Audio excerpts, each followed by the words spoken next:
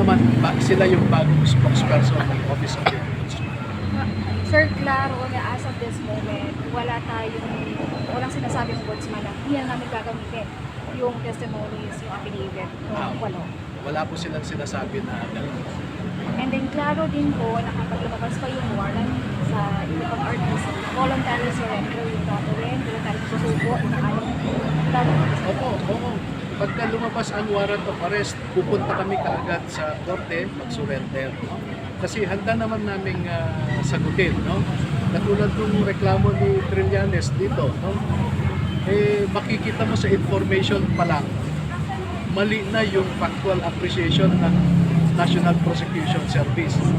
Ang sinasabi nila ay sinabi daw ng mga sundalo ito yung ganitong factual allegation. Pero pag babasahin mo yung affidavit, wala silang sinasabi doon. Tapos attorney, kayo, kasi may anong next move natin, kasi we hear na pupunta naman tayo sa RTC para sumuko din doon. Oo. So susunod, punta ako sa suspension ko na magre-release ng warrant of arrest anytime. So uunahan ko na.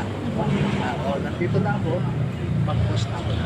Pero I want to assure everybody, no? Gusto kong ipanatag ang kalooban ng ating mga kababayan na paninindigan po ito ng mga kasundaluhan natin. Yung nag-affidavit, kung ano yung sinabi nila ay patutuhanan nila yan. Attorney, paano yun? Kasi syempre yung kapasidad ng grade 16 natin, financially, di ba? Paano kung lumabas na sunod-sunod yung warrant, and yung may bail bond, anong mangyayari? Sa ngayon ay nagtutulungan kami mag-asawa. Pero marami nang nagte-text sa akin na tutulong sila. Ang hinihingi na lamang nila kung saan sila magpapadala. Pero very sensitive and ticklish issue kasi yun. Kasi kung maglabas tayo ng account sa mga hindi natin kakilala, baka may drug lord dyan o mga kriminal na mag-deposit.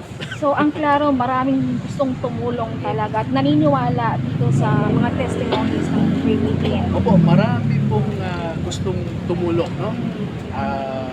Hindi ko na lang babanggitin siguro na kasi baka meron akong hindi mabanggit. Pero ang dami na po na nagme-message sa akin, natutulong sila. Thank you po, attorney. Thank you so much. Salamat po sa inyo.